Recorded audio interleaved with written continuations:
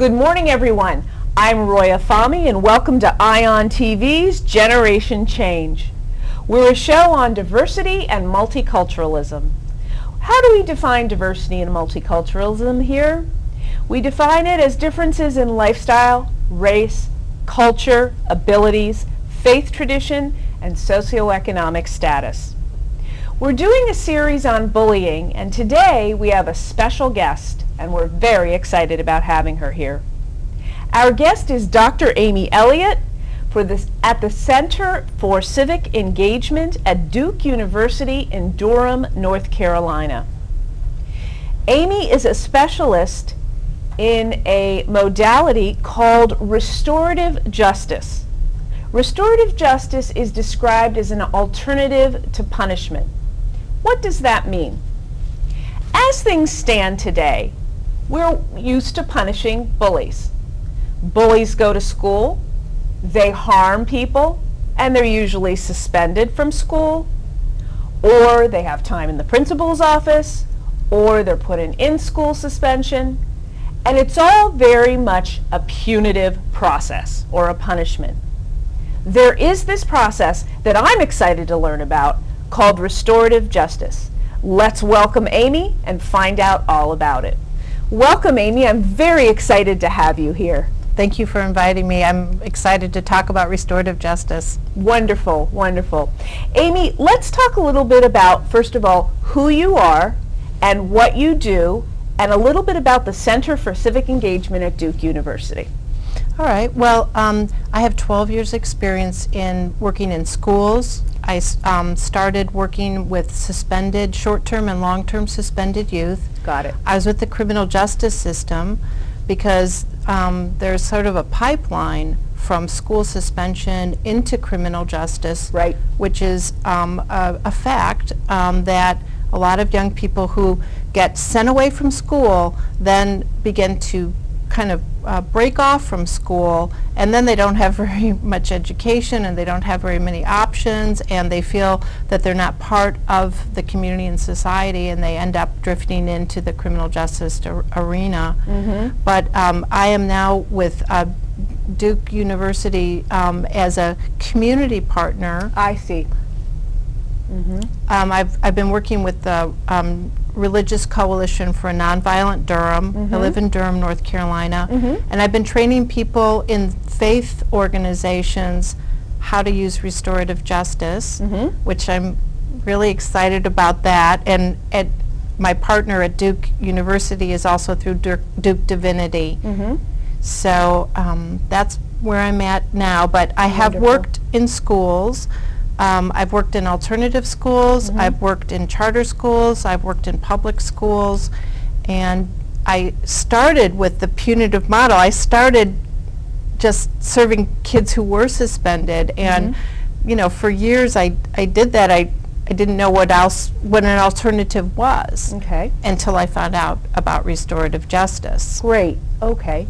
So, Amy, you really started out in the whole punishment system. I did. You were in the criminal justice system. I sure was. And I understand from our talks in the past couple days that you worked primarily with middle school system. Yes. Middle school systems and middle school students and administrators and educators, okay?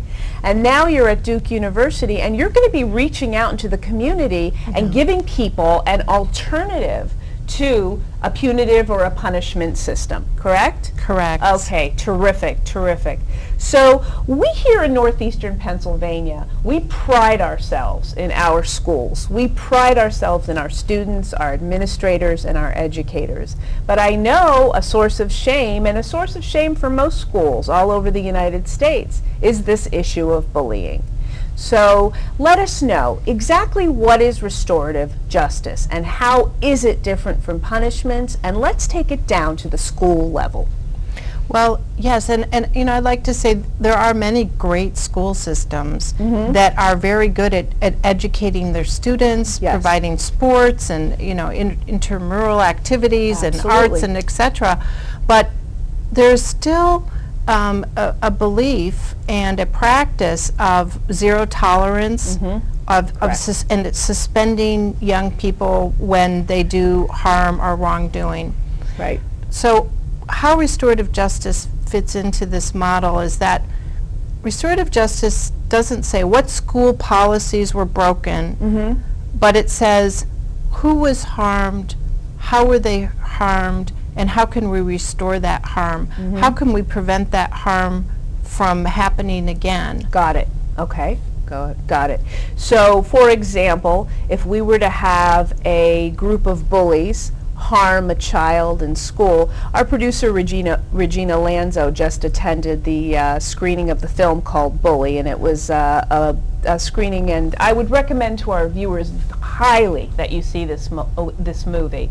And the young man involved in this movie had been essentially tortured by a group of kids, and we're not saying at all on the show that this is the case for any particular school or for all schools, but unfortunately in that particular school the administration ignored it.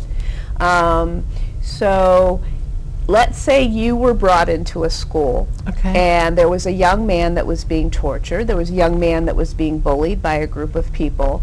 How would you go in and do something different rather than let's suspend the young man, let's tell him he can't come back to the school anymore, let's punish the parents? Okay, well, in this example, we're using restorative justice in a reactive mode. So I would like to come back and talk about the proactive, how you would prevent this from happening in the first place. But got it. What you would do in a reactive mode is that you would bring together the young people who were directly involved. So you'd bring together the kids who bullied, the child who was bullied. You would bring together the friends of both, or supporters, you could say, in a sense, of both the kids who bullied and the child who was bullied. You'd bring also people who are affected in the school who may have seen this or witnessed this, in addition to the parents.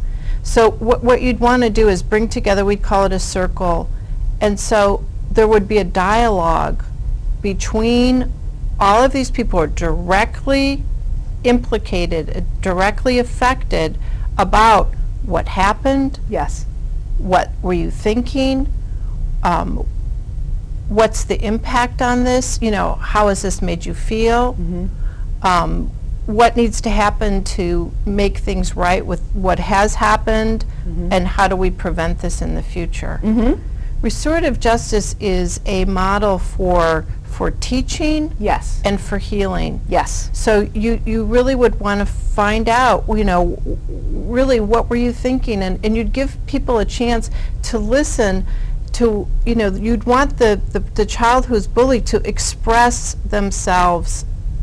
How does that feel to be bullied? What is their experience? And for the kids who are doing the bullying to hear this, because most people, when they hear the impact of how they've harmed somebody, it affects them. You know, people have this stereotype, oh, a bully wouldn't feel anything, they wouldn't understand. I don't, these are human beings, you know, bullies are also human beings. They can take that message in, and it works.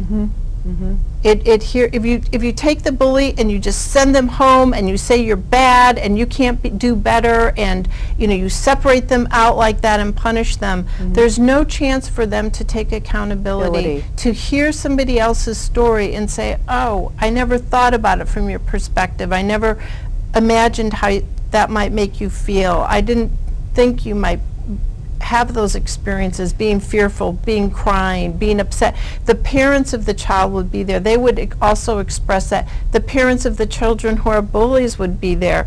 You know, it's a dialogue process. Before you'd bring those kids all together, you'd have conversations before that. You wouldn't just bring them into a room and just, you know, so there's preparation stages, but you're really trying to teach young people how to do things different.